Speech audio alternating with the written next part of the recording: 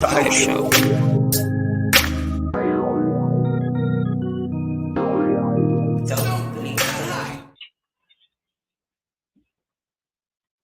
Good evening, everyone, and welcome to the Don't Believe the Hype Show. As you can see, we have got an amazing, wonderful woman of God sitting here in our studio. You don't know how blessed I feel to have Miss Shirley sitting right, Dr. Shirley. I should make sure I give her a accolade, sitting here in our studio. But before we get into the show, let me tell you what the Don't Believe the Hype Show does for the Purple Light Touch Foundation. We help women and young girls recovering from domestic violence, abuse, sex trafficking, cancer, any life-altering situation where we offer empowerment, prayer, mentoring, computer classes, t-shirt design. We also give them therapeutic massages because when you've been through trauma, your body gets rattled with a lot of pain. And so everything that we do here at the Don't Believe the Hype Show pays it forwards to help somebody else. So if you would like to donate, feel free to donate. You will see the link going across the screen as we do this show. But without further ado, welcome, Miss Shirley. Welcome, and thank you so much for being here. Thank you. Yes. As you can see, I'm so lost with words right now because you can see she's holding her beautiful hat, and you can see how she's all beautifully dressed. So, Miss Shirley, I would like you to tell the audience a little bit about yourself. Well, thank you so much for this opportunity, my dear sister in Christ. Thank you. I tell it all in a book, and the first 57 pages tells about my life. A little girl who lost both parents at the age of 8, 7 months apart. And it's just ironic, and because of the grace of God, it's who I am, and I know whose I am. And I'm just glad to be a part of the show, to talk with you today about a few things about my life and life in general, and anything that I can do to help others. So, Miss Shirley, you never told them your full name. We need to know your full name. Well, if I tell you my full name, and some people catch that, it's Dr. Shirley Knox Benton. You see, that is a handful. That's royalty right there. That is royalty sitting right beside you with a long name like that. So, Miss Shirley, you're here with your book today. Yes. And you want to, not just to promote it, you want to let people know that I love the title of your book because it says it can be done. Yes. And as you can see, this is my one I go by. Yes. She had faith, she could, so she did. And that is how all this has happened, because of the faith and the love I have in God. That's true. And I said she believed she could, so she did. So I had faith in God, and I still have faith. That's right. We walk by faith, and not by sight. Not by sight. You know what I mean? So you can see, look, we're going to be having a little church in here, but that's okay. Yes. That's okay. I love talking about the Lord. I'm not going to lie to you. Story of my life. You know what I mean? So tell the audience a little bit about your life. Well, believe it or not, at the tender age of 8, it was really something, because at the time they were almost putting me in an orphan home because nobody really wanted us. My mother had dreams, and she spoke to my adopted mother, who was her sister, and she asked to keep the children, and she wanted all of us to stay together. 5 of us. 1 had married, and there were 4 others. And this gracious uncle and aunt, and I'll call her Auntie Mom. She didn't want me to call her just Mom. She wanted me to say Auntie Mom. She did not want me to forget my mother. And between the 2 of them, not able to have children of their own, and they adopted us. Okay. And so really they used the foster children, the 18-year-old and the 14-year-old, the foster children. But she adopted my brother and myself. I was only 8 and he was 11. Okay. So have you seen that new movie that just brought out called The Sound of Hope? I've heard about it, but I've not seen it yet. It's about a lady, a husband, a pastor and his wife who adopted 77 children in East Texas. It's a really good story. I just wanted to share that because you said that you was your aunt. Yeah. And believe it or not, when people heard the news, there was one special person they sent as the spokesperson to tell her that she was crazy for taking all of us. Wow, that isn't it weird how people think like that, and yet your family, and it's like, why you want to take in your sister's children? That's don't make any sense. It was really, and the sad part about it, when I finally asked her about it, she was hurt that I heard it. And I didn't reveal it to her. I guess I was a good 40-year-old or more when I really told her what I had heard. And she still would not tell me who told her. But I have an idea. It's okay. You know what? She adopted you. Yes. And look at where you are today. Right. And what was interesting about this person, he didn't just stop at telling her that. He told her that the other girls, 18, 14-year-olds, were one, she wouldn't do anything with it. But he did tell her, he said, that little one, speaking of me, he says, you're going to do something with her. Now, that part I remember. Well, look at God. Yeah. How God, in a roundabout way, in his maliciousness, he was speaking life into you. Yes. And look at what you've done. So I wanted you to tell the audience a little bit about who you really are. Who is Dr. Shirley Knox Benton? And believe it or not, of the 41 grandchildren, my grandfather's estate, I'm the last grandchild. Oh, I was number 41. But believe it or not, her children, once she adopted, were the first to get degrees. You're joking. They were the first to get degrees of the 41. My brother was first, I was second, and the 18-year-old finally went back and got her degree, and then the other sister became a nurse.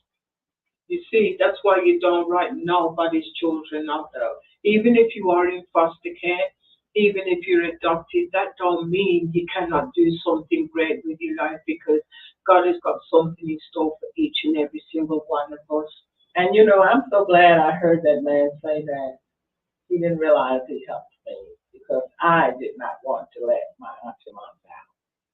And that's what I was saying, he spoke life into you. Yes, he did. Even though he didn't intend it to be life, but you thought within yourself, I'm going to show him who Shirley Knox really is. That's it. And now I tell you now, with the country western song, don't tell me that I can't, but I can. So I don't know the country and western song. The only thing I know about country and western is JRU, because that's what we were taught in England. And like I said, so we saw a lot of JRU. And actually, the country song that I remember was Jim Reeves. Remember Jim Reeves? Yeah, I remember Jim Reeves. Some glad morning. Yes, those were the songs that we grew up as country songs. And we heard a little bit of "You picked a fine time to leave me, Louisville," but we in England, it wasn't so much of a country western place. It was a lot of music that you would not think that we would be listening to, and we would not understand. With me being a music major, I like all kinds. Oh yes, I taught music for 21 and a half years, but music. So music is part of my life. I like all of it. Well, I know I can't sing. I ain't going to tell nobody that this woman can sing. One of my clients said to me the other day, oh my God. And I thought she was going to say something nice about my singing. And he said, oh my God, I didn't know you couldn't sing. Remember, you're on my table. I'm going to... Well, in my repertoire of music with my 21 years, I had 100 boys a cappella choir. Wow, that must have been amazing. Oh yes. Is this at your school that you used to teach at? Yes, taught K through 12, all the grades. I had them all. But this in high school, when I was in the high school music teacher, I had 100 boys a cappella choir, and people would tell me, "Now, Shirley, all those children can't sing." I said, "No, they can't, but they have the exposure." And I said, so I put the ones that couldn't sing by the ones that could sing, And then the ones that couldn't sing, they knew how to tone it down. But we were known with the Hallelujah chorus from Congo and all. They did it all. So what school did you teach at? Oh dear, my book tells you on in Fort Worth as a teacher, I was on the north, east, south, and west side of Fort Worth. I was all over the place. So So a lot of people a know lot. you and a lot of school Yes, children that's right. will remember. And in the book it tells where I was on the north side, south side, east side, west side. I had all of it. So I know so many people. That's why when I go out to the grocery store or somewhere, I try to have on some decent clothes because they know me when I don't know them. And a lot of times the parents will see me and they'll want to take a picture of me and send it Oh wow. to the students, the former students. So I have to always try to be a little presentable. I feel you on that one. But like you see, I grew up where my dad always said, make sure you're always look good. Yeah. Make sure your underwear is always clean because you never know if something's going to happen. So I understand what you're saying. So I just want to get into your hats. What is it about the hats? Well, it's a legacy from my family. It's just a part of me. As a little girl, mother, I remember before that, then they had the flour sacks, 25-pound flour sacks. And once the flour was out of those sacks, I had dresses made from those sacks. And she always made little hats. So all of my life is not that I'm just wearing a hat.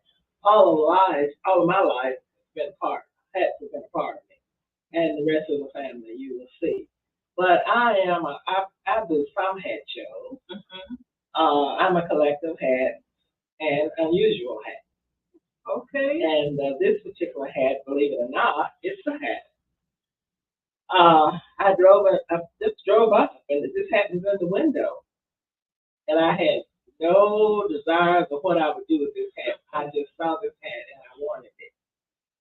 Well, believe it or not, when I went to Oxford in England. Oh wow, that's what I was going to ask you about that because we love hats in Yes, England. 35 in the nation, and I saw the ladies with hats on their bicycles.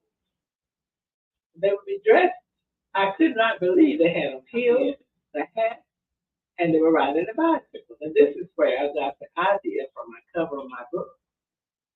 I see my bicycle. Yes. And I'm a bicycle rider. Oh, you are? Yes, I am. And so, but anyway, I model hats, and so it was interesting with all of this. Now, I bought this hat not knowing what I would do with it. But believe it or not, when they decided that they wanted to appoint a principal and I was the first female principal of this high school, and they did not want a woman. Mm-hmm. Yes, they just said it point blank. They did not want a woman because this was an athletic school. So this superintendent finally convinced the community, says, now, you said you wanted someone that lives in a community, but you want a male. I have everything you want, but that gender. But I think you better take it. But believe it or not, I received a call at 4 o'clock. Not in the morning. In the evening. Okay. I was home and he called me, and I couldn't imagine that having this hat all this time. Yes. At 4 o'clock. Oh wow! I just noticed the time, 4 o'clock. That's when I received the call, and this is when I started using the hat. And whenever I do that, I have a poem that I said it can't be done by 8th-grade guests, and so that's part of me. So even if I go to church on Sundays, and sometimes in earlier years I'll be traveling, and sometimes I want to get home and get to church, and I wouldn't have a hat. So someone would say, was Shirley there today? No, she wasn't there, but I was there. But my trademark, I did not have my hat on, but I'm known for my hat. 4 o'clock. So your time is 4 o'clock, and you just mentioned about the poem. Yes. Is that in your book? Part of it is. I had. You want to read a little bit of it? So, yeah. Well, usually the poem is, and everybody wants to say it, and I never said it in the same way. But the poem is 8th-grade, yes. Somebody said that it couldn't be done. But she was a chuckle reply that maybe she couldn't, but she would be one who wouldn't say so till she tried. So she buckled right in with a trace of a grin on her face. If she worried, she is. She started to say when she tackled the thing that they said couldn't be done, but she did. Somebody scoffed. Oh, you'll never do that. And even though whatever I had done it, but she took off her coat and she took off her hat. And the first thing we knew, she'd be done. Was a little chin and a bit of a grin. Without any doubt in her quiet, she started to sing as she tackled the thing that they said couldn't be done, but she did. There are thousands to tell you that it cannot be done. There are thousands of prophesied failure. But just buckle in with a trace of a grin, take off your coat, your hat, and go to it. Just starting to sing as you tackle the thing that they said couldn't be done, and you'll do it. That is an amazing point because the journey that I've been on with God and starting the Perfect Life Touch Foundation, I was told it could never be done. And seeing you here today, it's overwhelming for me because the journey has been long, but I know that it could be done. And to anyone who's listening to this podcast, you can do anything through Christ because He's the one who wants us there. He strengthens us.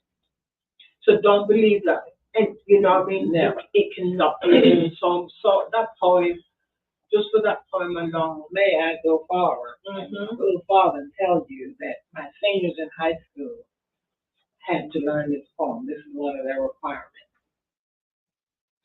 I worked with them from freshman to senior year. And on the night of their senior night, we would get together and they would all say the poem. But let me tell you why the theme, it can be done.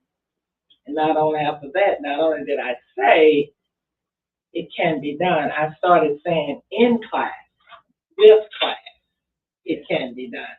So in class, I wanted them to get something between the ears. Yeah. With class, I wanted them to dress for success and have an attitude, the right kind of attitude. Well, believe it or not, when I started this with the students at this particular high school, when I became principal, there were some teachers that told the children that she said that you couldn't do this, this, and this. And believe it or not, since I had been over North, East, South, Fort Worth, yeah, there were my former students who had children there. And they were the ones that told the children, oh yeah, you're going to get it done. I know her. She was my teacher. This is what happened. But the idea that some of the teachers told the children that she said it can be done. Because when I arrived there, the test scores were so low until the state was getting ready to take over this campus. Oh, wow. And I even have some portion of this in the book where I told about how we found the test scores and how we ended up becoming a gold performance campus. The school received $117,550 for raising top test scores, the highest amount ever given to a high school in the state of Texas. Not only that, I received an award from the late Ann Richards, who was then governor of Texas, for being able to do this. And things just started rolling and rolling. And so it became a part of the students. So every morning, when they would make announcements, they always ended it by having a great day because we know it can be done. And that became a part of us. And even after high school, they go off. I never shall forget, one told me she had been in boot camp. Okay. And she said she was going through all this mud. She said, but Dr. Ben said it could be done. And she called, she says, and I made it. But over and over again, that was a part. But down the street, the man at the at the restaurant had an It Can Be Done burger. See, it was all over the place.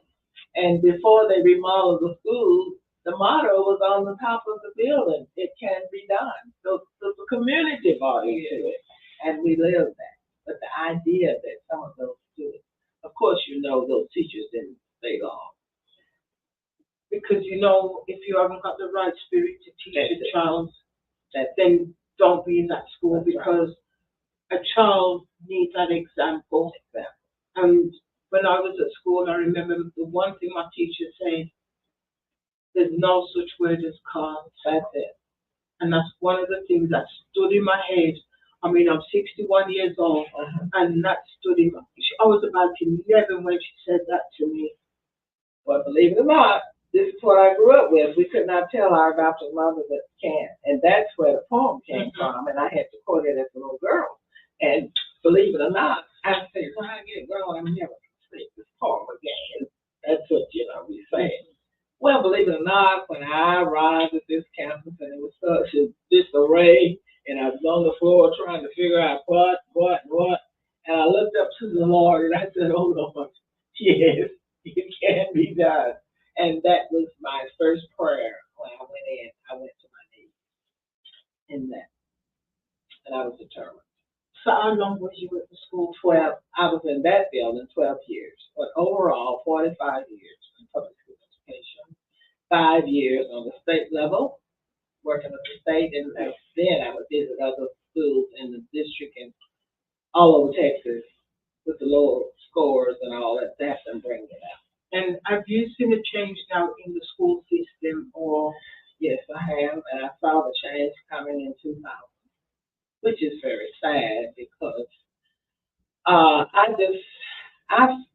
I think I would have stayed in the classroom forever, but other people saw something in me, and then of course I played the piano, and you see I had hand surgery, and I was afraid that eventually I'd have to give it up anyway, so I went into counseling. I became a counselor. Okay. And then I became an assistant principal. And so I've seen the changes, and the sad part about it, they've not been changes for the better, because now you have some of these young people who will stay in the classroom only 3 years, and they come out and go into administration. And I don't feel that they have the background and all to really take a stand like that. And so I've seen the change, not only with that, with some of the children and the parents. The children are 15, mothers 30, grandmothers 45, great grandmothers 65. So the age range there, I could see it, and I saw it coming in 2000. And look at what we've got in the world right now. Yes, it's so the children are more confused than they are. And so I've just thought of ways and wanted to know ways that I could help. And I've gotten older now. I've kind of put it on the back burner, but I still want to be a part and help where I can in education, because it's so needed. Because we do not have really a lot of African American teachers anymore. And so it's just a cultural difference, and the diversity is not really. And I was an old school. I'm old school, and so because I know you come from the other side of town, do you think the education system is different from one side to the other, or? Yes, I saw that, and let me tell you why. And I can really tell you why. Let me tell you one of the reasons why I really gave up. We went from like 34% with our test scores on page 71, if you take a look.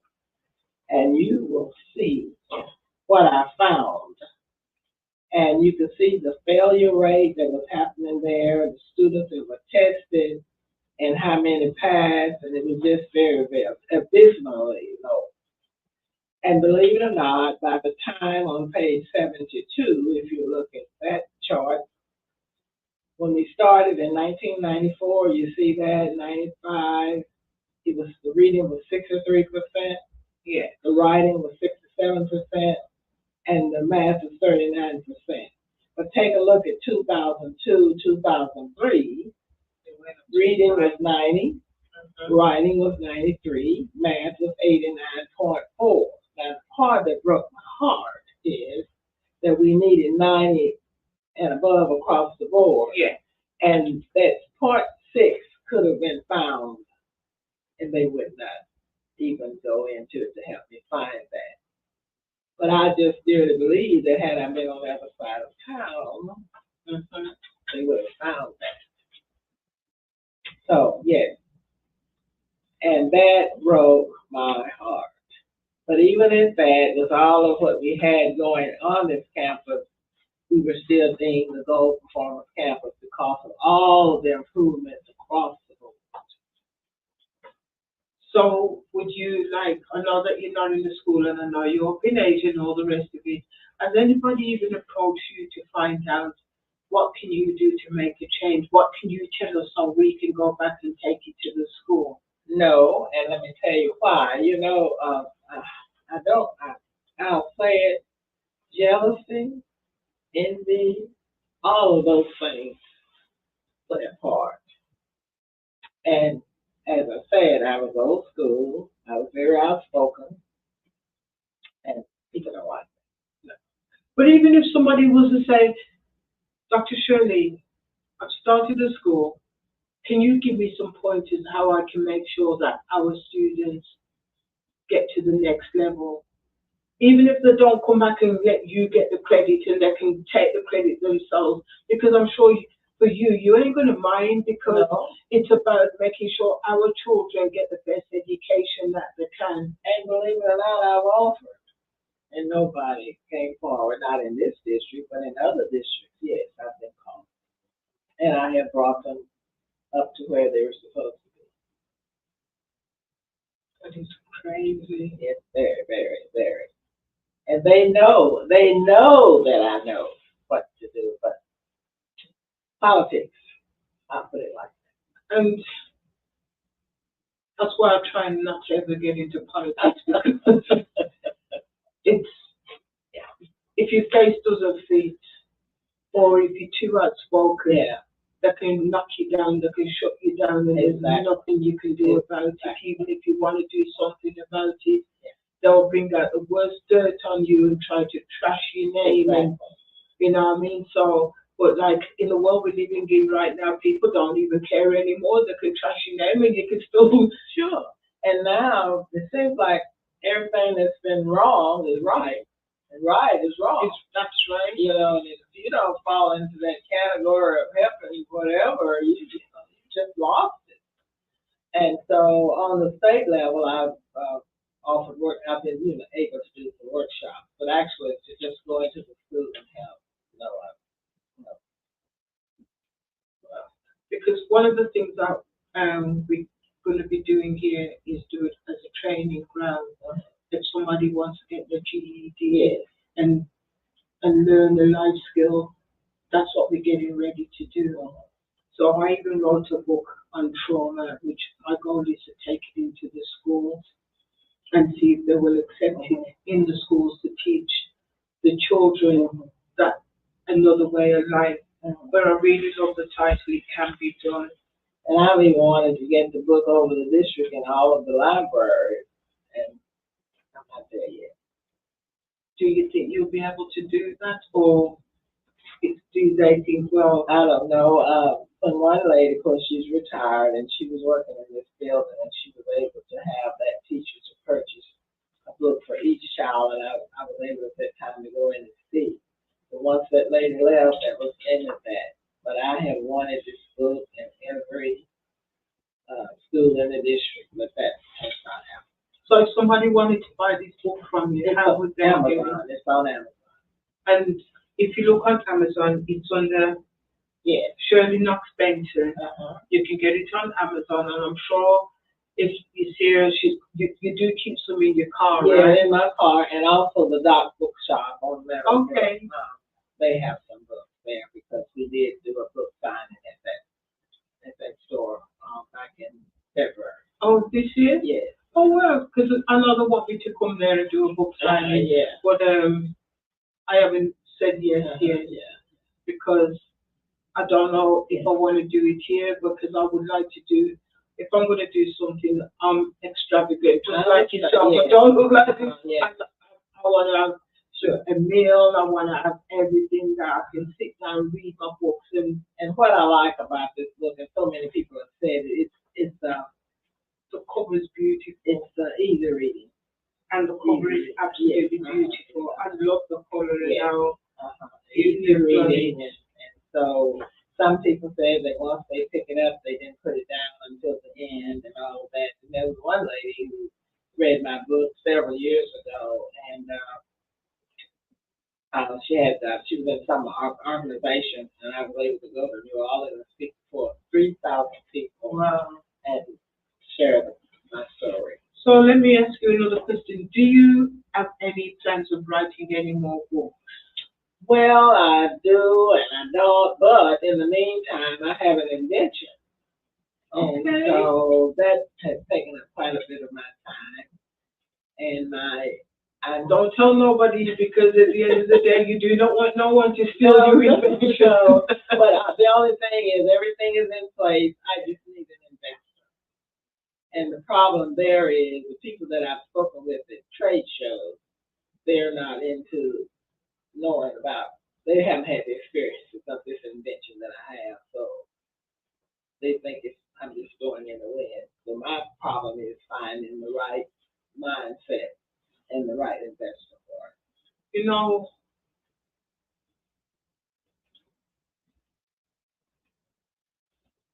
God is already got an investor, and you do know the person. It's just like you have to be to the person that God has got for you. Yeah. Well, I hope that person will hear me, because all of this information is on a person's desk in Dallas. Business plan and everything is there. They're going to pick it up. Yeah. But right now, it's like they've got a little thing, something going on. Yeah. But they're getting ready to pick that up and have a look at it. And I was on Steve Harvey's show and had a year of entrepreneurship with him 1 year. But Steve can't do it all. Steve can't help all of the people. Yeah. But he made plans for us to do some things to really get involved. And he teased me at the time about it and all and so forth. But it's out there, but it's just, and I'm not giving up. I have faith to believe, and it's been happening. The invention started in 2015. I have the patent. I have everything. It's just a matter of the invention. My body got shivers all over my body. Yeah. I didn't know anything about your investments, but I looked up and my sign says I can do all things through Christ who strengthens me. So I'm not giving up. That's why I'm not. It's getting ready to happen. Yeah, I believe it. Right? I believe it. Don't give up. Oh, no. Because as you say, it can be done. I believe it. That person whose desk is on, they're going to pick it up. I pray. Yes. And of course, I've had the airline pilots and just any number of people called from all over wanting to know is it ready, because there is a dire need for this invention. But it's okay. It's already done. Oh yeah, I believe that. And that person whose desk is on, like I said, I'm just telling you what God is telling me to tell you. That that person is getting ready to pick it up. I believe that. I had Miss Oakley on my show, and it was a pre-recorded show on a Sunday. Just like that. And I told her that Juneteenth was going to be signed. And Juneteenth was signed 3 days later. She said she prays that it will be signed, and 3 days later she gets a call to Washington. And it was signed on my birthday, June the 17th. All right. Yeah. So I already don't know. Whatever it is that you've got, and I didn't know you had a pattern book, something just said to me, ask you this question. It's getting ready to be done. I believe it. And I had been told many years when I started with this that they said give it 10 years.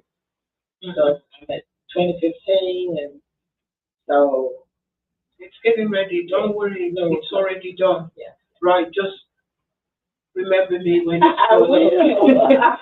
I will. You will get my full support. You should remember me when it's done. I just just want you to say, Valerie, remember when I came onto your show?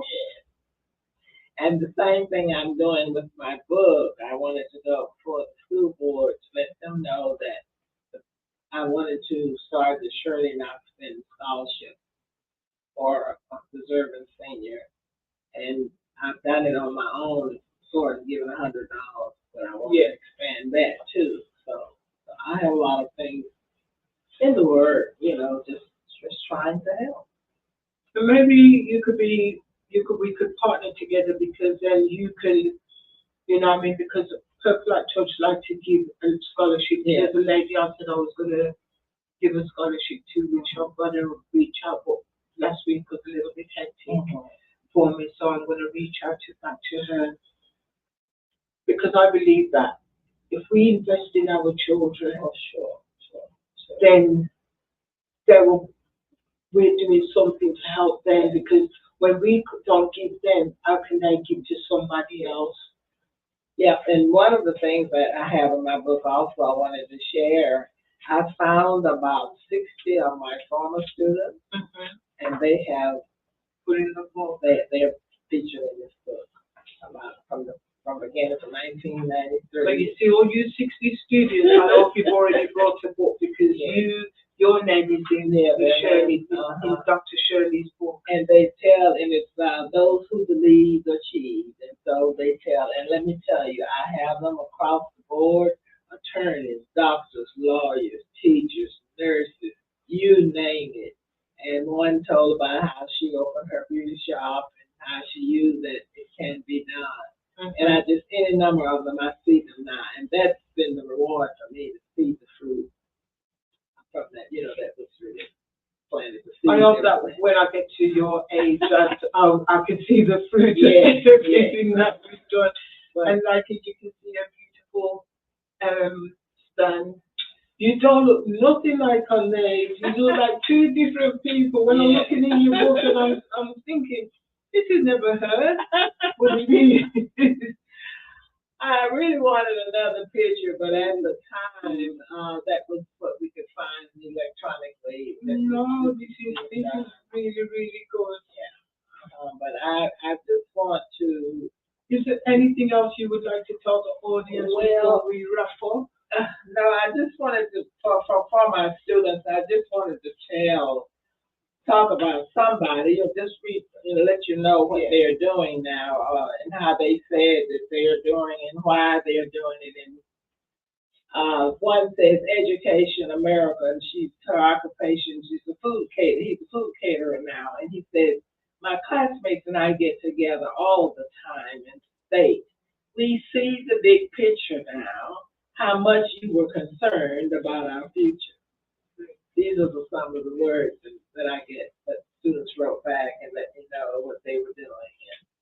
And it was just rewarding, and I probably, had I not been ready to go to press, I probably could have gotten many more. And then, of course, here's a basketball player that went overseas and played for a year, professional basketball, and he said I was one of the biggest influences in his life. And she will always be my principal.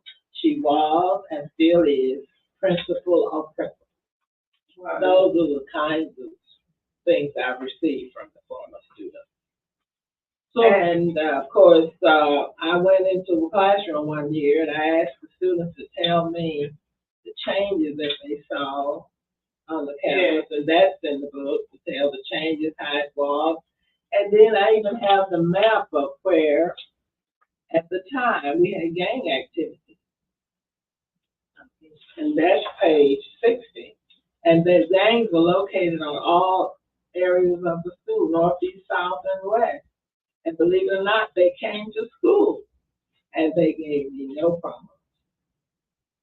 And that said so much for me, to know that I respected them and they respected me. And so I had them understand, so we were able to get rid of gang activity and just have a smooth setting of school. It was just, the last 12 years were just really the icing on the cake for me. That is awesome. Yes. So we're wrapping up the show, and I want to ask you one question. Okay. What does Don't Believe the Hype mean to you? Don't believe the hype. You know, you just have to be real. And let me tell you why I said that. Just yesterday, I saw something in the paper, and I won't refer to whatever, but I said, do you know this person has joined the others in saying about what the person should do? So she said, what do you think? Mhm. And I said, I'm coming to you from the Bible. I said, Luke 6:37 says, judge not, and you shall not be judged. That's right. Forgive, and you shall be forgiven. She didn't say another word. So I let her know that from the Bible, don't believe the hype, and everything that glitters is not gold. That's so true.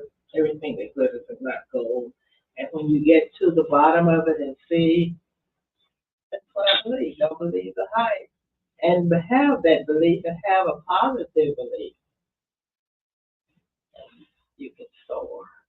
And it's always having that positive belief. Right. I would like to thank Dr. Shirley for coming on to our show today. This has been an amazing experience talking to this wonderful woman of God, knowing that it can be done. Don't think that your life has to be where it is today. You can soar like a wing of an eagle. You can do anything that you want to do. You can see this lady here. She was adopted, lost her parents at the age of 8. I'm here from England. I've only been here 13 years. And look at what God can do. So you can do just as much as what we can do, but you've got to have that believing system in yourself. Do not let nobody tell you that you cannot do it, because in life it can be done. Right? See what it says? It can be done. Thank you for tuning in to our show, and we will see you back next week for another wonderful and amazing show. You all have a wonderful week. And thank you so much. You're welcome, and God thank you bless for you. coming on to our show today. Thank you. Pleasure.